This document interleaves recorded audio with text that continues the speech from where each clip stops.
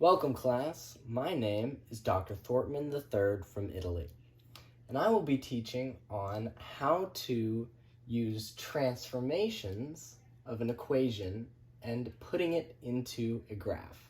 Also, say hello to my assistant. He's going to be doing all of the writing today because I have no hands. So, to start off this equation, there are a few key points that help us figure out what the graph is going to look like. To start off, we have a negative sign outside of the absolute value. We have a positive 1 inside our absolute value bars, and we have a negative 2 on the outside of the equation. Now, to be able to create a graph of this, we first need to understand what the parent function looks like. Now, since there are absolute value bars, the parent function is going to look like something like f of x is equal to the absolute value of x in an absolute value bars. And that is going to look something like this. It's going to look like a V on the graph. Now, moving on from that, we have to take this graph and transform it using our second equation into what our graph is supposed to look like. So, the first key point that we have to notice is there is a negative sign. Now, this negative sign means that we're going to flip the graph over the x-axis. And the second is this positive 1, which means we're going to shift the graph this way. And then next we have the negative 2, which means we're going to shift the graph down 2 units. Now, to graph it, we have to go from right here, which is going to be our negative 1 spot, because we have to move the graph this way, and we have to go from the negative 2 spot, which is going to bring us down 2 because of this. So our point is going to be right here, and our graph is going to be reflected like that. So that is how to graph this graph using transformations. Welcome, class. For this problem, we have to solve for x by completing the square. Now, before we even think about completing the square, we notice that all of these terms are divisible by 6. So we take them all, we divide by 6, and we get x squared minus 8 is equal to negative 2x. Now, once we're at this point, we have to think about completing the square. Now, the first step in completing the square is we have to have all of our x terms on one side. So we say x squared, add the 2x, so add the 2x is equal to, add the 8 is equal to 8. So now that we're at this point, we now have to complete the square. So we say, okay, x squared plus 2x, and completing the square, we have to add a little bit of space to do some fancy math. So we say plus some space here is equal to 8 plus some space here. So now that we're set up to complete the square, we have to actually complete the square. And the way to complete the square is we take this term right here and we divide it by 2 and square it. So 2 divided by 2 squared is equal to 1. So we have to put a 1 in all of our spaces. So we put a 1 here and we put a 1 here. And then now we have to factor out this little piece right here.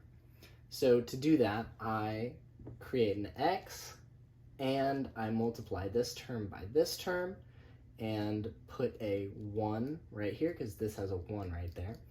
And then I put this term right down here and I say, okay, what 2 terms multiply to be this and add to be this?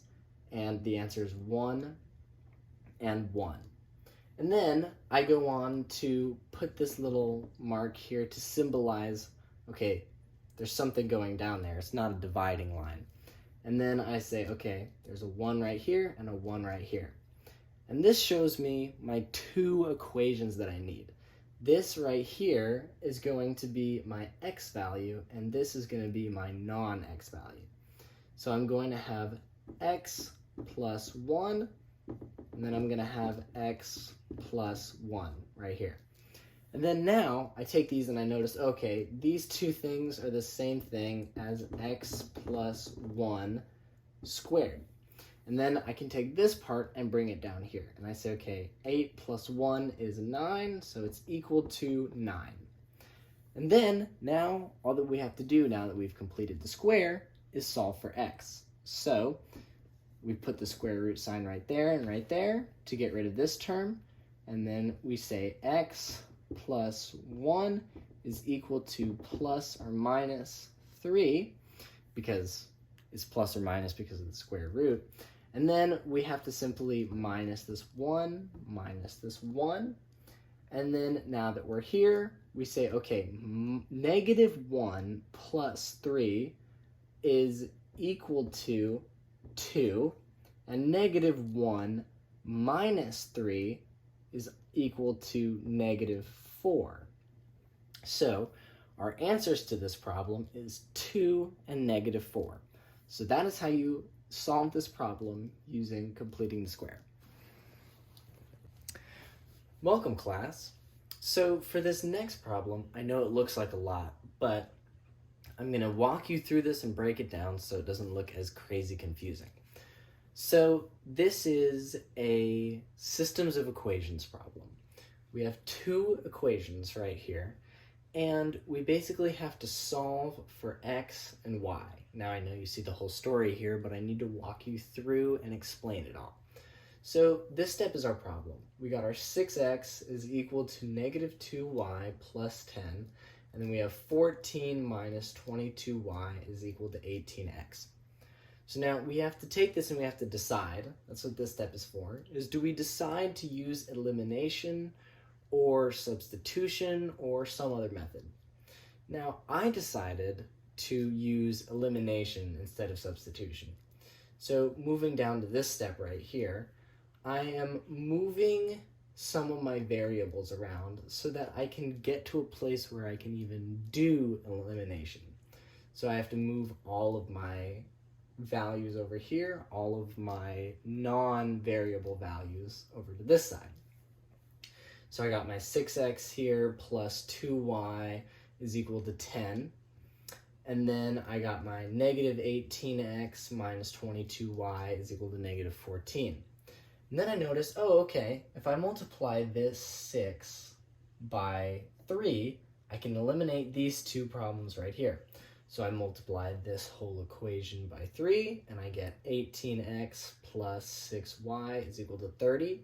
And I have negative 18x plus 22y is equal to negative 14. Now I can look at this step and say, okay, these two cancel out over here, and I'm just left with my y variable. And now I can simply add these two together and solve to get y, which is negative 1. And I get that by adding these two terms together, adding these two terms together, dividing this negative 16y by negative 16, and then I get negative 1. So then now I am not done. I just have found my y variable. Now I need to go back and find my x variable. So I plug in this y variable every place in this equation that I see y in order to be able to get rid of some variables to solve for x.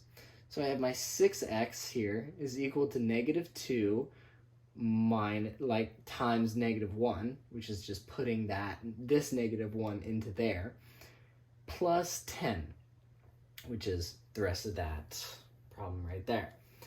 And then I say, okay, let me do some basic algebra, simplify. Okay, x is equal to 2. So now I can say, okay, I have my x value and I have my y value in a point on a graph. But now I'm not totally sure that I'm done. And I need to make sure that everything is right. So I have to check it all. So in order to do that, I have to put every time in both of these that I see an x or a y variable, put in the numbers that I got. So I put in the 2, I put in the -1, I put in the -1, I put in the 2, and I do all the basic algebra, simplify all this, and I get 2 equations that are true. Now, if they're both true statements, that means that what we got here was correct in the end. So that is how you solve for x and y, which is 2 and -1, using 2 systems of equations and the elimination method. Thank you so much.